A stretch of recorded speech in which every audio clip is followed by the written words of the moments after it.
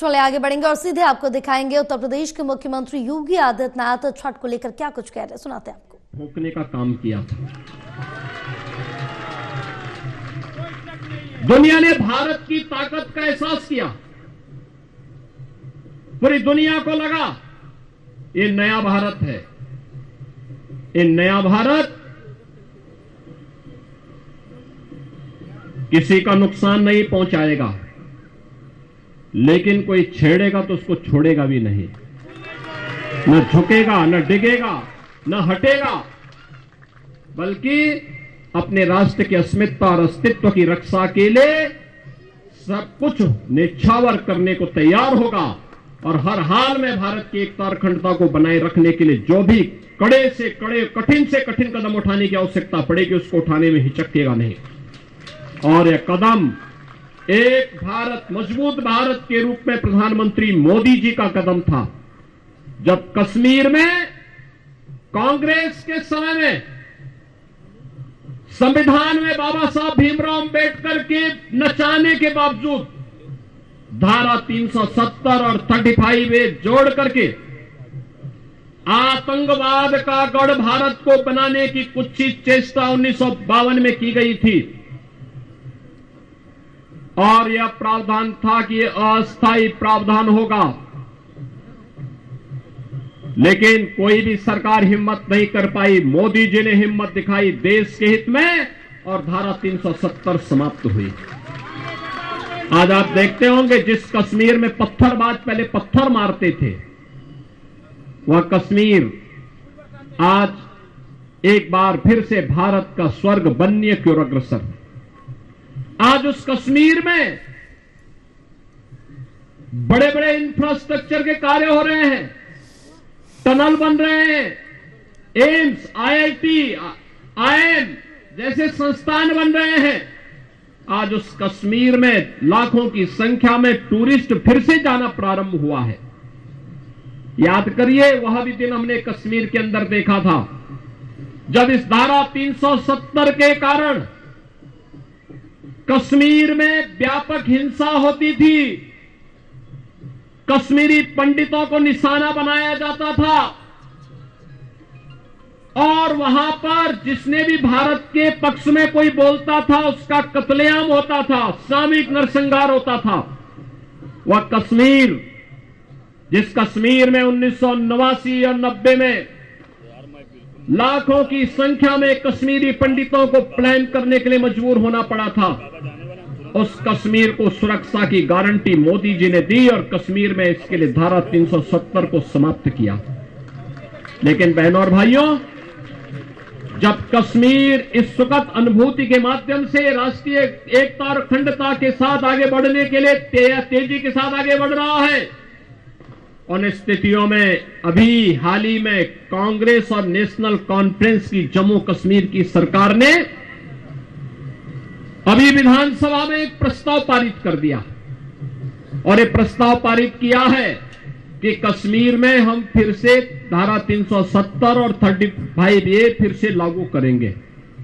बहनों और भाइयों, ये कांग्रेस और नेशनल कॉन्फ्रेंस की विघटनकारी विकृत मानसिकता को प्रदर्शित करता है। ये बताता है कि राष्ट्रीय एकता के साथ खिलवाड़ करके देश को फिर से आतंकवाद की भट्टी में झोंकना चाहते हैं। पूरा देश कांग्रेस के इस विघटनकारी प्रवृत्ति को देख रहा है और हम सब इसकी निंदा करते हैं और हम कांग्रेस के नेतृत्व को भी कहते हैं कि कांग्रेस के नेतृत्व को राष्ट्रीय सुरक्षा के साथ खिलवाड़ करने से बाज आना चाहिए। देश उन्हें स्वीकार करने को तैयार नहीं है, कतई तैयार नहीं है।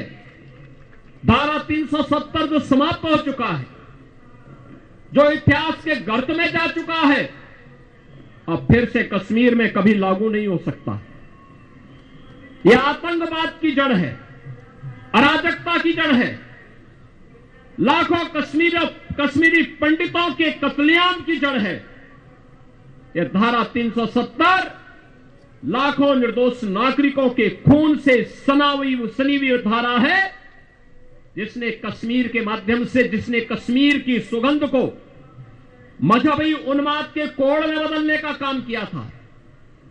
जिसने कश्मीर जैसे धरती के स्वर्ग को एक मजहबी उन्माद के कोड में बदल करके पूरे कश्मीर की सामाजिक सद्भाव को तहस नहस करने का काम किया था।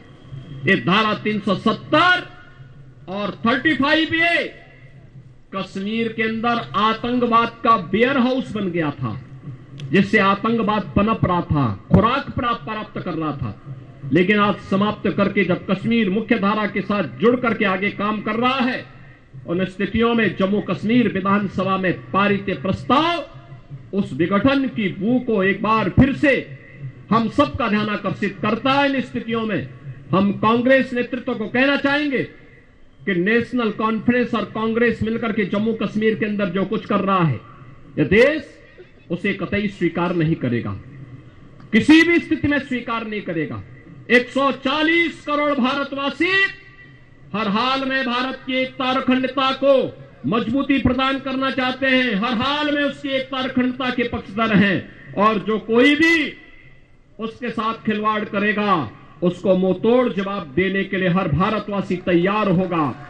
आज के इस अवसर पर कांग्रेस को छठ महापर्व के अवसर पर मैं कांग्रेस से ही कहूंगा कि वह जम्मू कश्मीर विधानसभा से पारित इस प्रस्ताव के खिलाफ स्वयं भी बोले, अन्यथा भारत में कांग्रेस की वही स्थिति हो जाएगी जो जम्मू कश्मीर में धारा 370 और 35A की हो चुकी है। मैं एक बार फिर से जो ये पर्व लोक आस्था के साथ साथ राष्ट्रीय एकता, एकात्मता और अखंडता के प्रतीक हैं, इस अवसर पर मैं एक बार फिर से आप सबको छठ महापर्व की हृदय से बधाई देता हूं। लोक आस्था का यह महापर्व छठ आप सबके ऊपर, छठी मैया की कृपा आप सबके ऊपर बनल रहे, यह प्रार्थना उनसे बार बार करते हुए अपनी